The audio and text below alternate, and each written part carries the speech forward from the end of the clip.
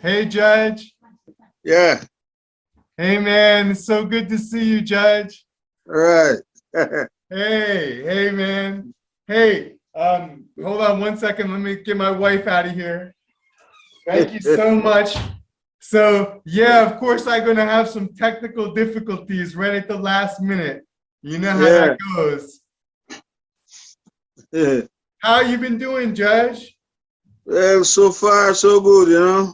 Yeah. Well, Judge, I want to say first, just to start, if you don't mind, just to say, officially, on behalf of, Reggae Vibes, I want to say just how thankful, and honored I am just to be able to talk to you, the last living, Yeah. legendary, mighty diamond. Okay. And Judge, I also, I hate to start on such a somber note, but I feel like I have to, there's no other way I could begin but to tell you just from the bottom of my heart, how sorry I am Yeah. about what happened with Tabby Yes. and what happened with Bunny. Um, Okay. I was just so heartbroken, when Tabby was killed, and then when Yeah. Bunny passed just a few days later, and the Yeah. first person that I thought about was you. Right. Hmm. How have you been doing, Judge? How have you been holding up since you lost your two brothers? Like I say, I'm just here trying to cope with it.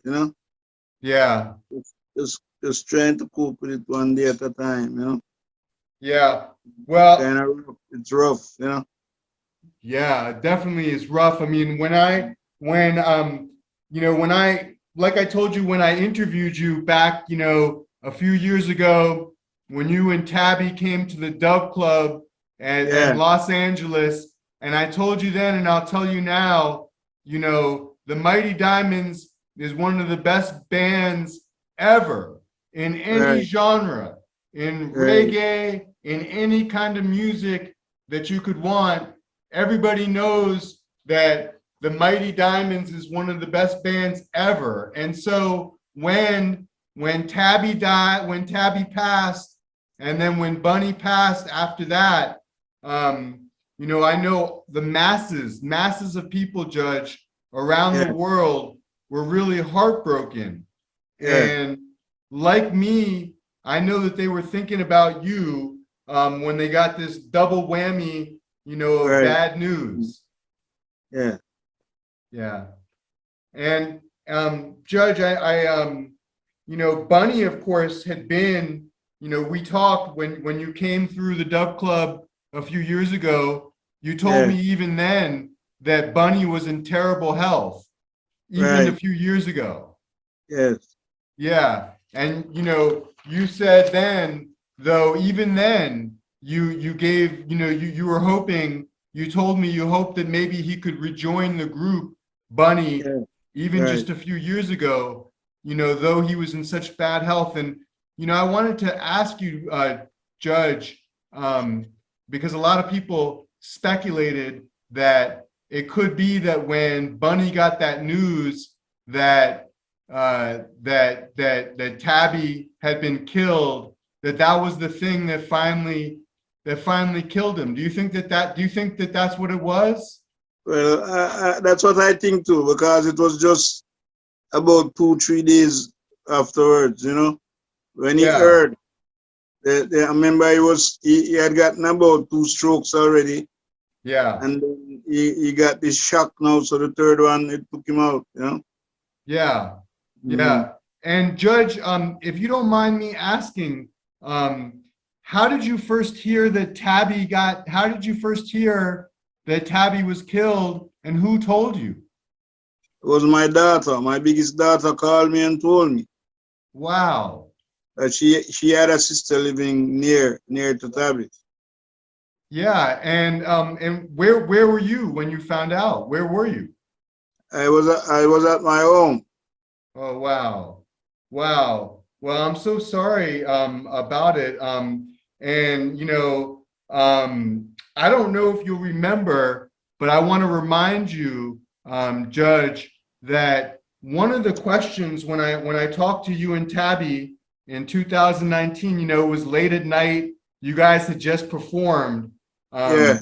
But one of the things that I asked you and Tabby about was all of the violence and the threat of violence that you guys faced when you were much younger, in your younger days, and you went to Channel One and you were on Maxfield Avenue and you had warring political parties on both sides of the street. And I remember very vividly, I went back and I read the interview last night just to make sure, but I asked Tabby, were you ever scared of the violence back in those days? And he said to me, no, I was never scared. And I was never scared because we never crossed the gunmen back in those days, even though there were some shootings. Right.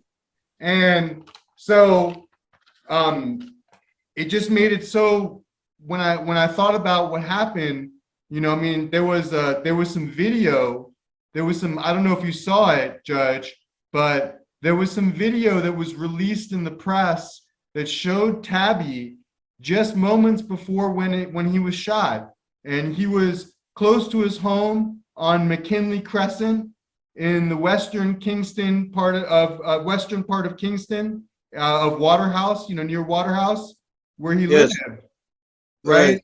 And I don't know if you McKinley. saw this. Did you see the video that he was just out on the street and he was dancing and having a good time? Well, that dancing that you saw him doing, he was dancing there with another DJ called Wickerman. Oh, wow. But it was not that day, it was the day before. Oh, it was. It wasn't the Yes. same day. It wasn't the No. same day. No.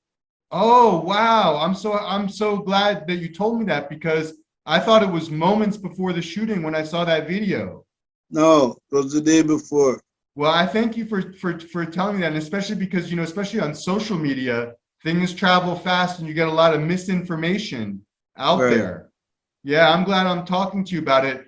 And I saw even some I wanted to ask you about this. I saw some people, said, well, if Tabby had lived if he had different, just, he had the means, that he should have maybe moved from a different neighborhood. If you think that if Tabby lived uptown, or if he lived in a different part of town, that this would have maybe not happened to him? Well, even if it didn't happen, then it will happen later, because as according to what the government says, or the police say, Yeah. the police said he got killed because of his son.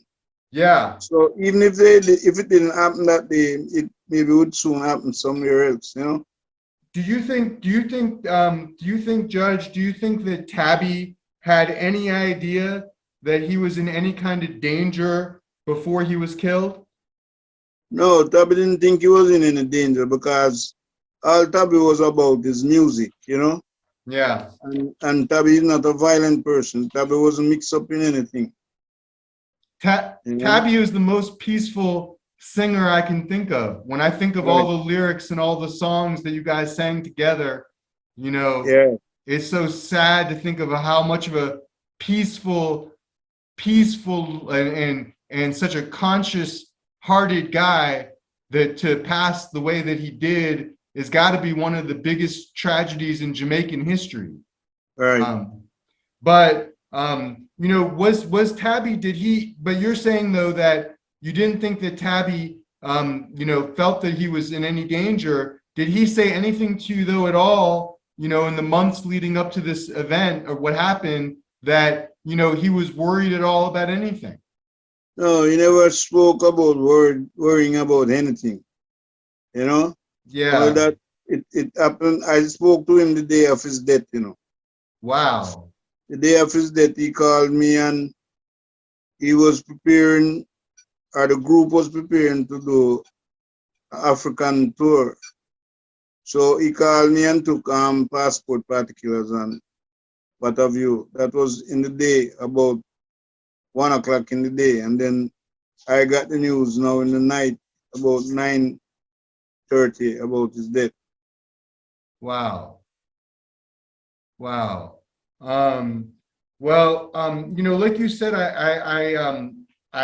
you mentioned how the police had said, Judge, that Tabby was killed, and I saw the news reports in the Gleaner about this and in the Observer about this. But I wanted to ask you about it because they said that that he was killed as payback for a murder that was committed by Tabby's son.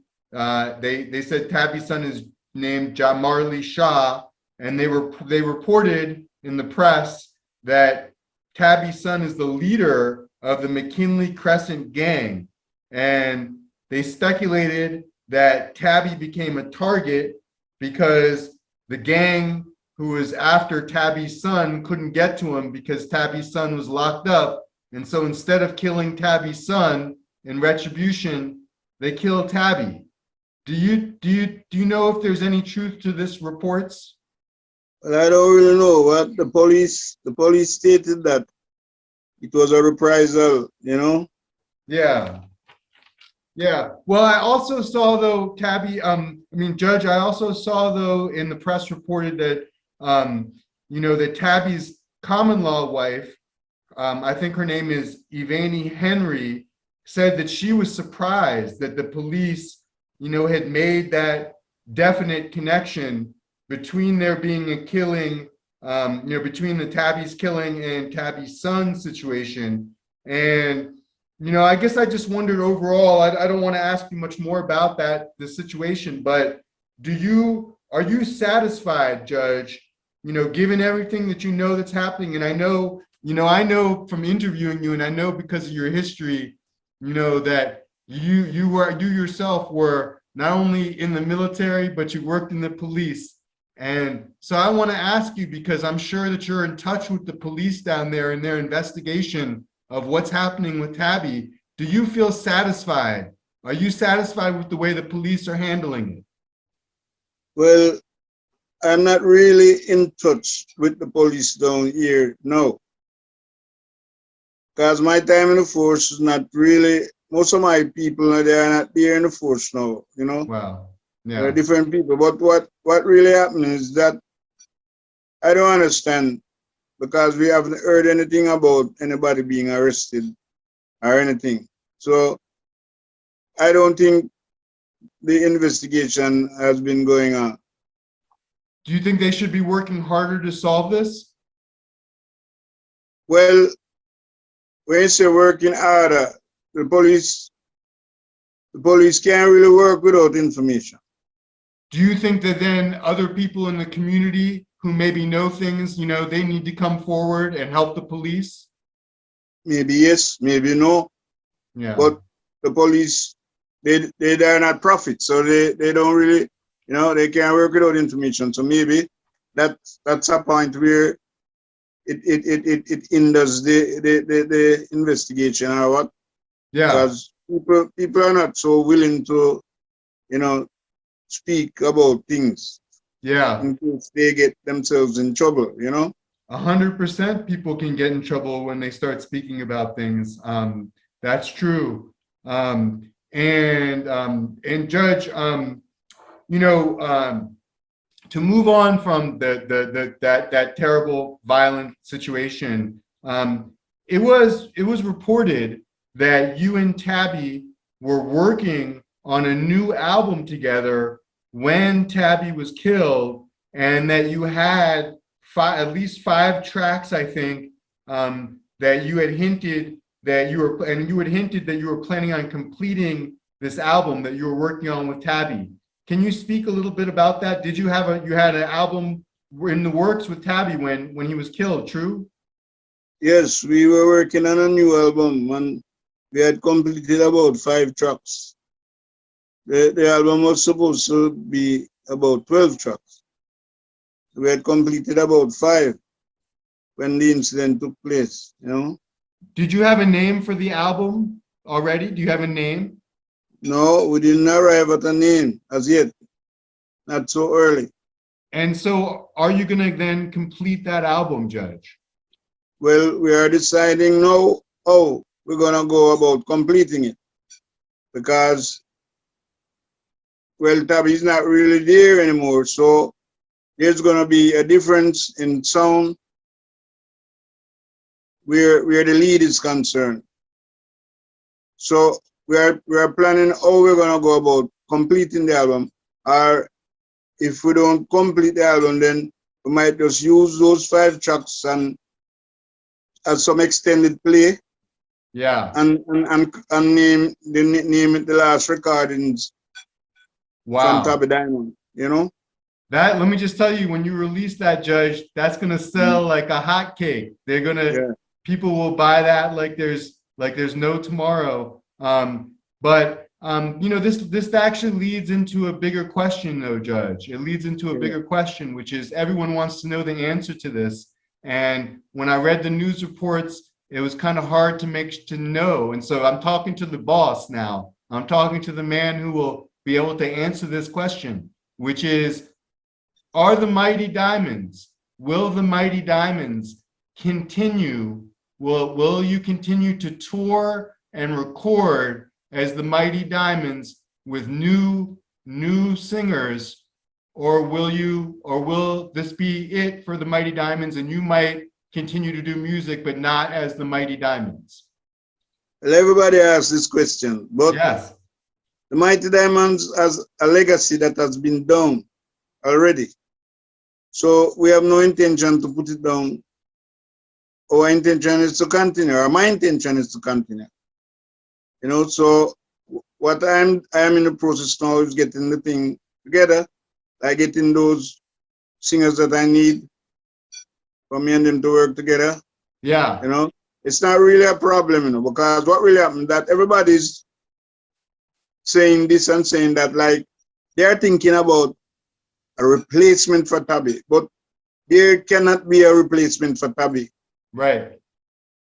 What you really need is some good singers, and what people really need to know or to hear is to hear the songs like they know it, Respect. like how it was recorded. You see, Yeah. because when a man is gone, he's missing.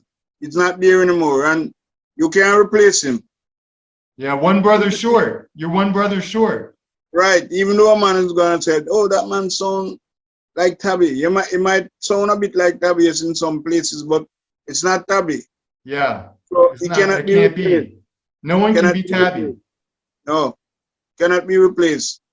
So what you need is good singers to sing the songs like how the people know it. And can I ask, Judge, you know, in a way, what you're saying is, so I think what you're saying is that the Mighty Diamonds will continue to tour and will continue, I think, maybe even to make new music, but that while you won't replace, you'll never be able to replace Bunny or Tabby, that you Right, will have some different singers and continue. Is that what you're saying? right. I have done a couple of tours without Tabby. I don't know. Well, whosoever witnesses are seeing it, I've seen it in the past. So it's not really a problem for me, really. Yeah. You know, it's only that what we need is good singers, because we cannot go less than what we was. When true. And when We I need saw to you, we need to come with that that that that that that goodness that people are looking for, you know? yeah, that Mighty Diamonds vibration. Right. When you came to the Dub Club in 2019, as I mentioned, you had Joseph Benaya, who was singing in place, not in place, but who was singing, you know, with you and Tabby. So Yeah. will he continue? Will he continue to sing with the Diamonds? No. Oh, okay. Okay. Okay. Well, I just thought I would ask.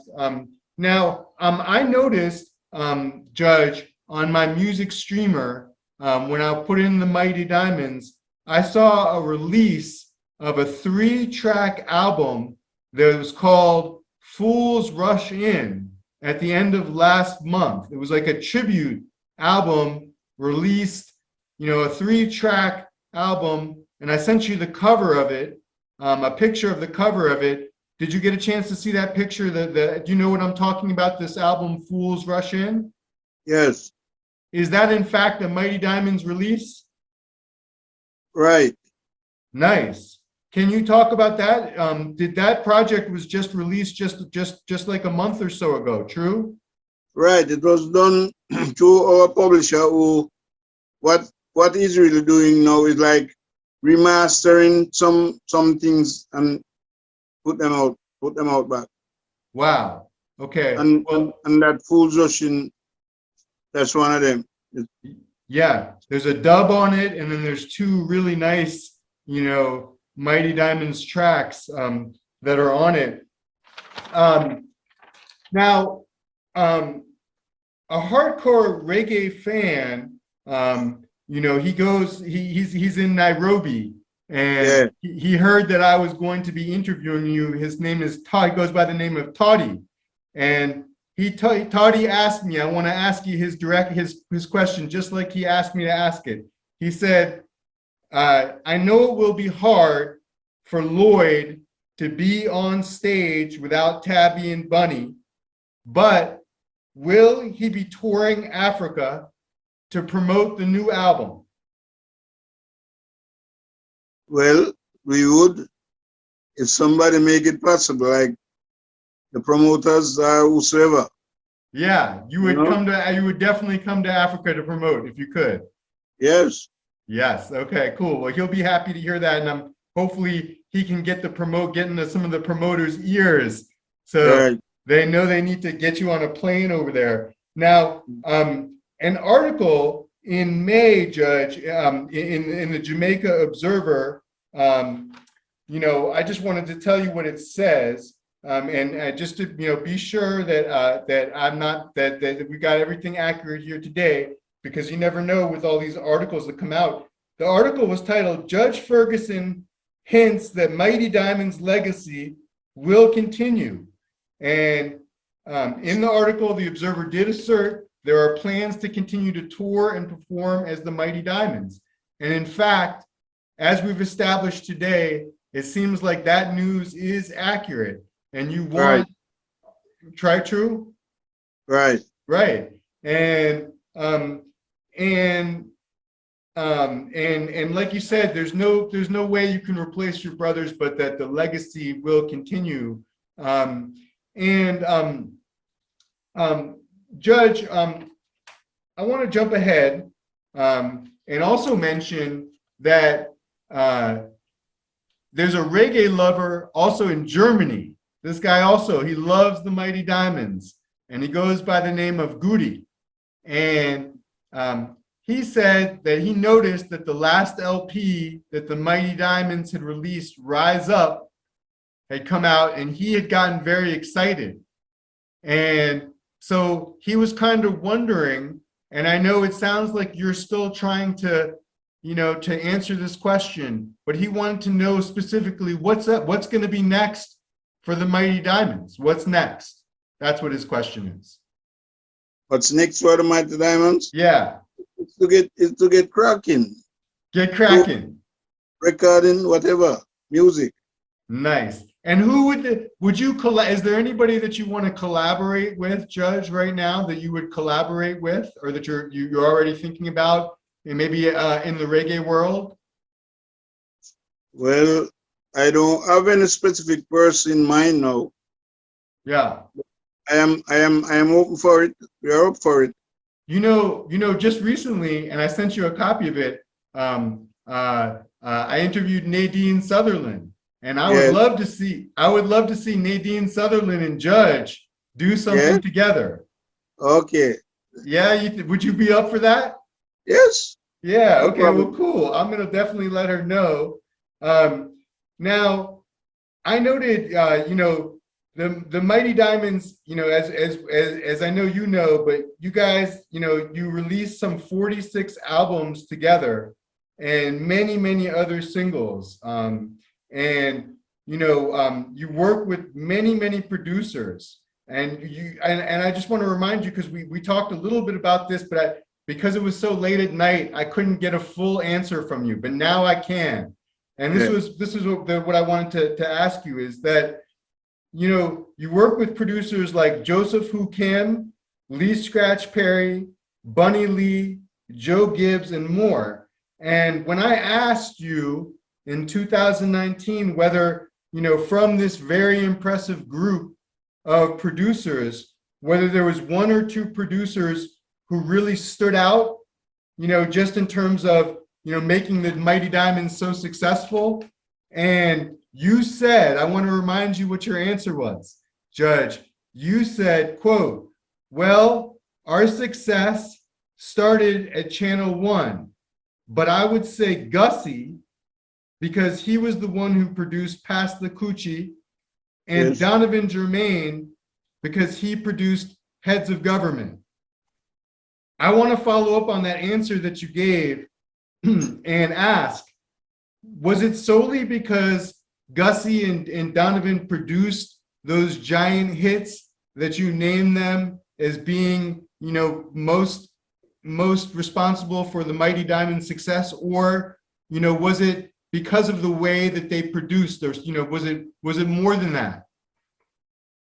Well, to be frank, in terms of production, Yeah. there are a lot of people in Jamaica who say they are producers who are not. Right. They only go by the name producers. But my take on that is that out of all of them, I give Gussie Clark the edge. Gussie Clark is a good producer. He knows what he wants. What are the qualities, Judge? What are the qualities of a good producer? Qualities of a good producer is he got to be somebody who knows music, can play music or sing music, or he can at least tell you, give you something what he wants you to do. Well, Gussie has all those qualities. Gussie can at least tell you what he wants. And in truth and in fact, Gussie doesn't kill the goose that lays the gold egg. You can always talk to Gussie and he will listen to you, Wow. So Gussie is quite different from the rest. Yeah. Okay. And a reggae lover, another reggae lover who touched base with me on social media, and she asked very, very good questions, or maybe a man actually, goes by the name of Paolo Del Ano.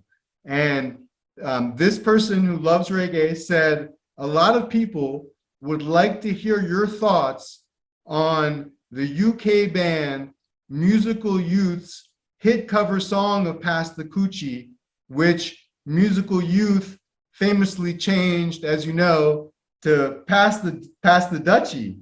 And in that regard, Judge, I just want to mention to you before you give your thoughts about that, there was an article that was published just a few years ago in San Francisco, and it was called Musical Youth Founder Tells the True Story of Pass the Dutchie. And the article noted that Dennis Seaton, who is a founding member of Musical Youth, he quote, this is what he said. He said, he won't be entirely satisfied until the band Musical Youth receives its full songwriting credit for Pass the Dutchie. I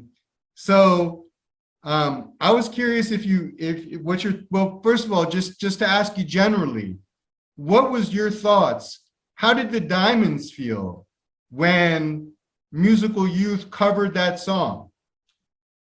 Well, first to comment, Pass the Kouchie was entirely a Diamond song. I wrote that song. Right? Me and Bunny Diamonds wrote that song.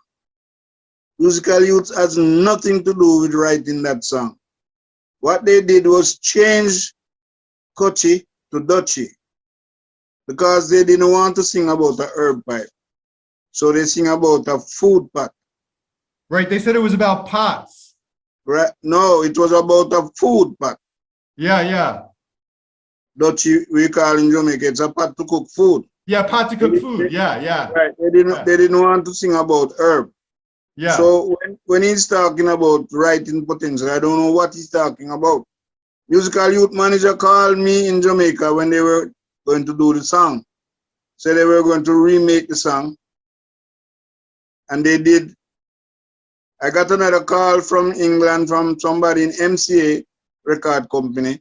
They Yeah. say that justice was not done and they were gonna do justice to the song. And then what you know, later on the song went into the British chart at 16 and then it Yeah. went to #1. Yeah. But our local one that Gussie made it in Jamaica and then it in England, and then Musical Youth took it, did it over and changed Kouchie to Dutchie. And they did. So they did ask for, that was going to be one of my questions, Judge. And I think you answered it just now, but just to be clear, they did call you. Someone called you from England and asked for your permission. They said they were going to remake the song. Musical Youth's manager, Tony Owens. And did you gave them your permission to make the song then? Yes, I told him, yeah, you could make it over. Okay, cool. But you're kind of wondering, it sounds like you're wondering how they're complaining about the songwriting because all they did was change a word, right? Right. They didn't write the song. Yeah. The song was registered with Performing Rights Society in 1982. And it was recorded. And Bunny, I found Bunny in an article, in an interview Bunny Diamond gave. He said, he commented on apparently what happened was, I don't know if you know this, but Musical Youth sued their lawyers because they said that they had gotten bad legal advice, and if they had gotten good legal advice, then maybe they would have gotten their songwriting royalties. As you're saying, it seems strange that they would have gotten any songwriting royalties to begin with, but this was reported in the news and Bunny was asked about it. And Bunny said, quote, if I had gotten a good portion of that, meaning I guess how much money they were asking for, I would be living in Beverly Hills now. Right. So I think that Bunny kind of had the same mind that you did, that song. Bunny knows everything about that song. It was written by me and him. Yeah. Yeah. You know, when you say that you guys have written so many beautiful songs together, Judge, and you were the chief songwriter, or, you know, I think everyone knows, for the Diamonds. Well, I write 95% of the Diamonds song. Yeah, yeah. And can I ask you about that song? You know, I've asked you about other songs before, but since you mentioned how you and Bunny wrote that song, do you remember? I know it was so long ago, but how was it that you came up with the song? Why did you decide to write the song to begin with? Okay, I'll tell you how Kouchie came about. Yeah. Kouchie was really done to make dubs for the dancehall sound system. Wow. Bunny came with the words, pass the Kouchie on the left-hand side, they go bun, they go done. So they started that's all was there. So I went to Gussie and I said to Gussie, you know, we could make a full song from this. Gussie said, okay, I'm going to England when I get back. When Gussie went to England and came back, I went to Gussie. Gussie gave me the cassette with the music. And I went home and I write the entire song. Wow. With the few words that Bunny had there. Wow. Wow. Were you, when I have to ask this, Judge, when you were writing the song, were you smoking a spliff here or there as you wrote the song? No, I don't smoke anything. You didn't smoke anything? No, because I'm not a smoker. Wow. I'm not a drinker either. Say again? I don't smoke, I don't drink, I don't gamble. Has that always been the case? Always been the case. Wow. Wow, you're blowing my mind. You're blowing my mind, Judge. Oh my gosh. Now, Tabby would smoke though, wouldn't he? Tabby is a smoker. Tabby was a smoker. Okay. Right. Well, I didn't know that about you, Judge, but I'm glad to know that. And I think a lot of people may be surprised. I know I'm surprised to hear. Now, on the question of, because we talk about royalties, we talk about Musical Youth, and I have to ask you this because I sent you a cover of another album that was released. I think it's a 12-track album. I sent you the cover, both the front cover and the back cover, and it was released on the Global Beats label in the fall of last year. It's a 12-track album. It's kind of a pretty mellow album, and it came out on all the musical streamers. And the host of the Sounds of the Caribbean reggae radio show in New Jersey, Selected Jerry, he's the one who pointed out this album to me and sent me the picture. He bought it digitally, so he was able to send me the pictures of it so I could send it to you. And Selected Jerry wanted to know, did you know about this album? Is this an official Mighty Diamonds release? Well, what's really happening or what's going on, though, that there's a lot of piracy that has been happening over the years. Yeah. What they do is pirate the songs, compile them, and then put them out. Yeah. I saw in the Jamaica, it was reported you actually gave a comment that was reported in the press that the Diamonds were going to go after the pirates. Right. Is that ongoing? Do you have lawyers? Do you have lawyers who are going after the pirates? Right. Good. Okay, good. Good. Are they capturing any of the pirates and killing them? Well, they don't capture them any yet, but it's gonna happen. Yeah.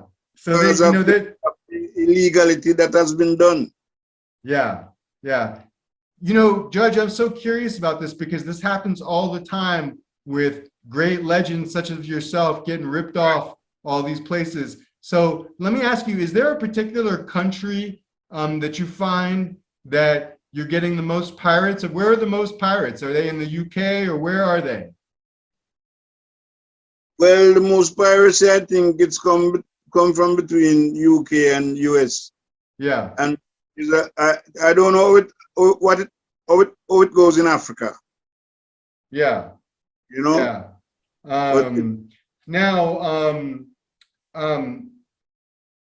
So I wanted to also ask you, because I have this moment with you, and it's just such an important thing, I think, an important historical note. When we talked in 2019, Judge, and we talked about how many of the Mighty Diamonds hits talk about Marcus Garvey and how them never loved poor Marcus. And you mentioned to me, I was very glad to learn that I think your father was the one who told you a lot about Marcus Garvey, and that for Tabby, it was his grandmother who schooled him in the learnings of Marcus Garvey. And I wanted to ask you this, Judge. During the last few US presidential administrations that we've had, Obama, Trump, and now with Biden in office here in the US, the Jamaican government and also representatives of Garvey's family, at one point his son, Garvey's son, who is a professor, I don't know if he's still alive, he was in his late 80s, but he was part of a petition, Marcus Garvey's son, along with officials and representatives of the Jamaican government. And they petitioned the president, and they still have a petition, even before President Biden, even before he was elected. And they petitioned and they said, please, can you clear Marcus Garvey's record for his felony mail fraud conviction that he had in New York, where he was imprisoned and then he was eventually deported.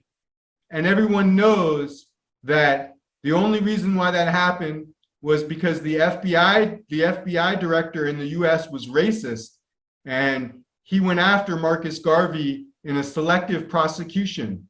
And so that's why the Garvey family and Jamaica have been pleading with the US government to do the right thing and clear Marcus Garvey's record.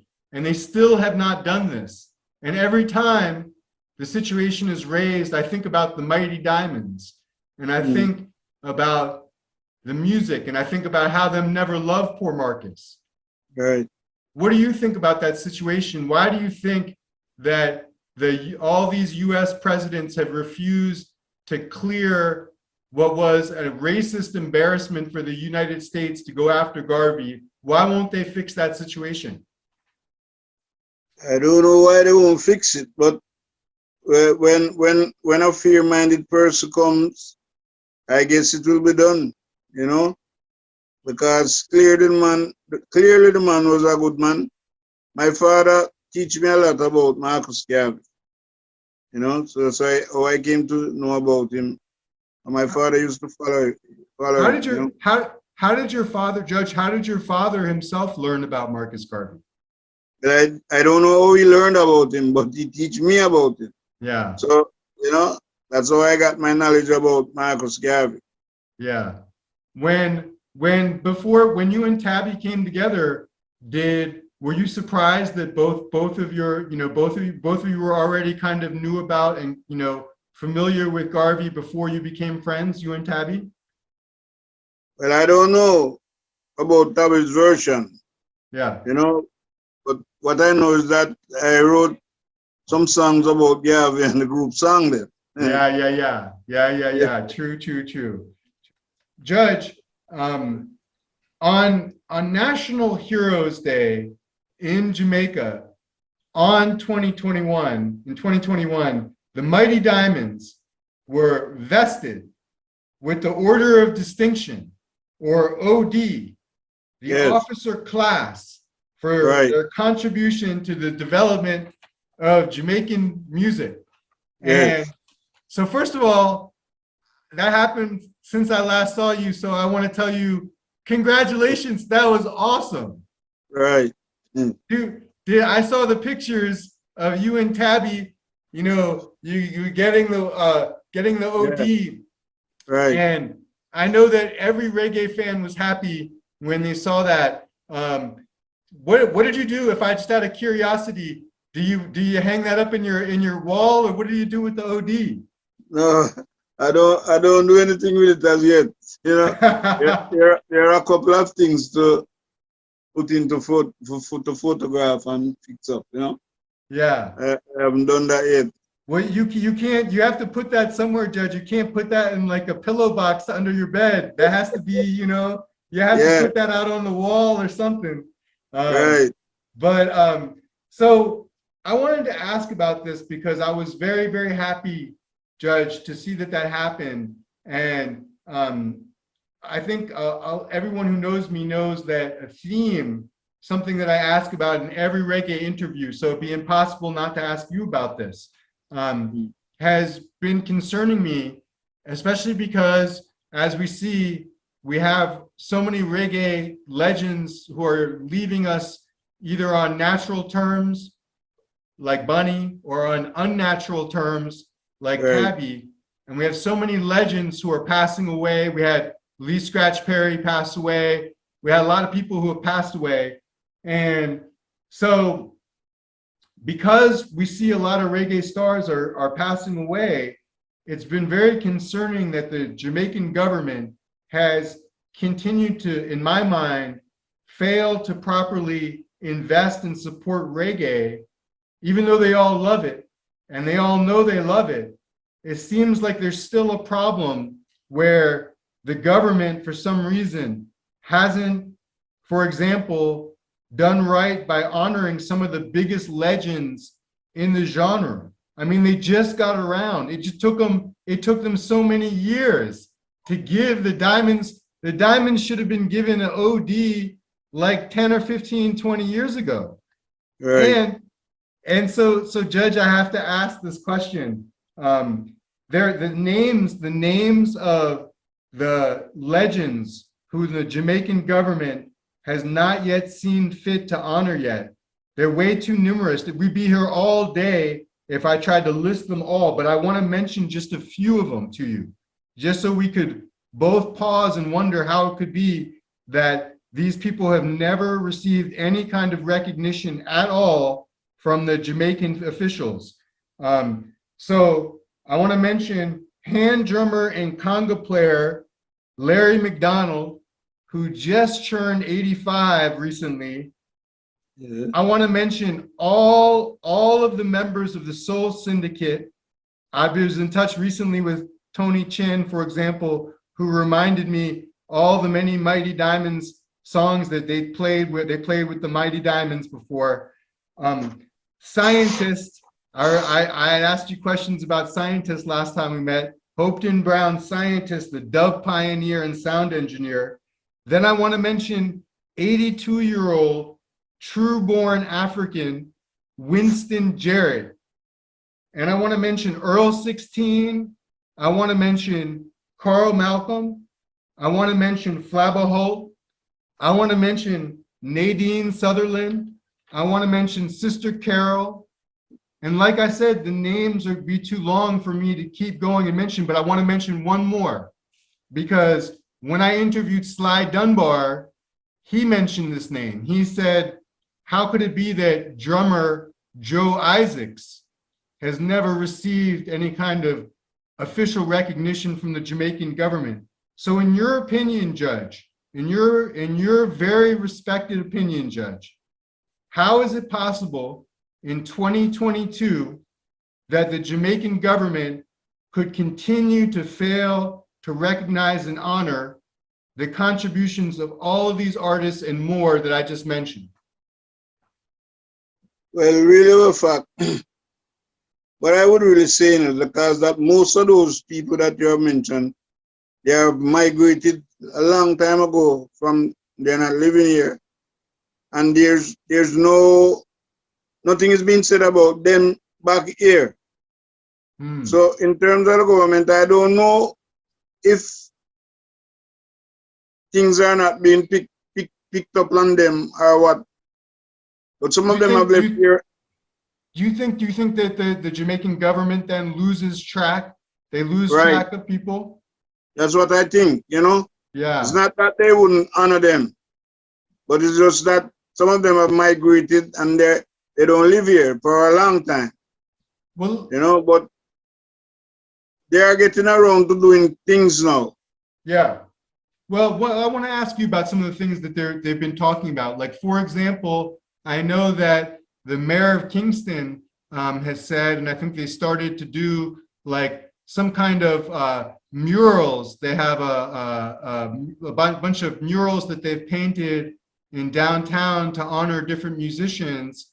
But one thing I want to, of course, mention to you is there has also been a lot of talk about, you know, why there hasn't been a great reggae hall of fame or Jamaican music hall of fame that is really properly funded and is built, you know, in Kingston, you know, somewhere where all the Jamaican school children and all the tourists could come and really learn about reggae beyond Bob Marley, so that they could learn that Bob Marley isn't the only artist from Jamaica, you know, who's involved in reggae. So how come, you know, there has been, I will say this because you know, there was some reported in the news that Roger Steffens has sold his Bob Marley, and I guess he has more collection of artifacts and things that are going to maybe be brought to Montego Bay.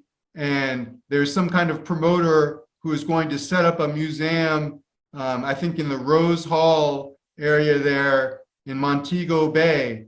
But, you know, a lot of people have said that maybe that's not a sufficient thing, that what you really need to have is a very well-funded, you know, beautiful museum that's somewhere in Kingston, which is where the heart of the music is. What do you think about that? Well, I think the government is getting there with certain things, you know. It's only that they have taken quite a while. Yeah. You know, they're like you say, they take last start, but they're getting into those things right now. So better late than never? Well, Yeah. I would say that, yeah. Okay. Well, Judge, we're coming close. I know I can't talk to you all day, even though I would like to, and much more, I would love to hear you sing. And I hope that, you'll come through Los Angeles, because or even if you come anywhere close to Los Angeles, I will travel and come to see you. But I want to thank you already for being so generous with your time. I only have a few more questions. I want to remind you, Judge, of the eloquent words. They were really the most beautiful words I can think that Tabby used. I was so amazed that he said this to me after you guys performed at the Dove Club in Los Angeles. I mean, you guys were tired. You just had been done an encore, and I couldn't believe the poetry of what he said, because I asked him, whether harmony, is still something that people really want to hear these days. And Tabby said, I want to remind you what Tabby said. Tabby said, quote, "Harmony can never go out of style. The harmony, to me, it is more like a togetherness. People come together as a unit to have a sound where it brings peace into the ears, One man can have it can sound good, but harmony has more melody, more substance to it. To this day, Judge, when I read back what Tabby said about why harmony can never go out of style, and how, now especially after his passing, I really get chills to listen to what he said. As it concerns Tabby and Bunny, Judge, was there anything else that you wanted to say, concerning their passing or their legacies, or anything at all that you want to say about Bunny or Tabby? Really, what I want to say, it's kind of heart-rending to be experiencing what has happened, Yeah. And in terms, and then knowing that I have to live with that for the rest of my life, Yeah. Then with the legacy now, well, we are setting up the families, the legacy for both Glad to Tabby and hear. Bunny, Yeah, I'm so happy to hear that. We have lawyers doing that. I'm so happy to hear that. I'm sure that will make a lot of people feel good to hear that their families would be, taken care of. And I know that people throughout Jamaica will help with that.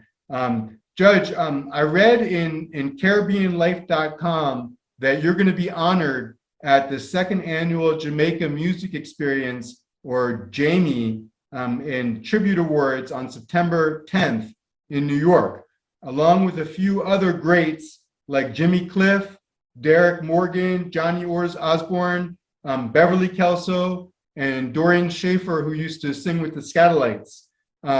So congratulations again. You're going to get honored in New York in September. Will you be traveling? Will you be traveling to New York to attend?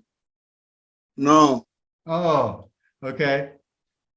Okay. Well, maybe they'll do a video. Hopefully they'll get you on video to accept the award, and, hopefully they show the crowd that you're going to accept the award.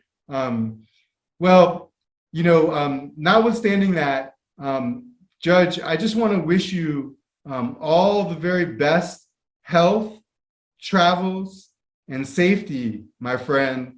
And before I turn it over to you, I'm going to turn it over to you one last time, Judge, and just because, if anything, though, before I turn it over to you one last time, if anything, we learn that the life is so precious and life is so fragile. And so I may never get I hope that I will get another chance to see you again, but you never know, because we know that life is fleeting, and you never know, you never promise the next moment. So I have to tell you, I have to make sure you understand how much the Mighty Diamonds music has meant to me over my life, that the Mighty Diamonds music, that whenever I really need to hear some true consciousness and some true dealing with real suffering and pain, and whenever I really want to hear something pure and real, I put on the Mighty Diamonds music. And so I just want you to know that that music that you made, that you and your brothers Bunny and Tabby made, you know, is probably some of the most important music ever made in the world, ever. Okay. So I just want to thank you so much for that. Now, before we say our goodbyes, Judge, and until next time, because it's not goodbye, we'll see each other again, I'm sure. But do you have any last words, any final message for all of the mighty Diamonds fans all over the world who love your music? Well, I would say that we give thanks for all the fans that has been following the Diamonds from then till now. Those who are still doing. Yeah. And we say thanks to them, because without them, there wouldn't be any Diamonds. You know, there's no me without you, there's no you without me. So we give thanks. I'm glad for the support and hope that they would still go and support the Diamonds. Well, And we hope to see a lot of them in the near future.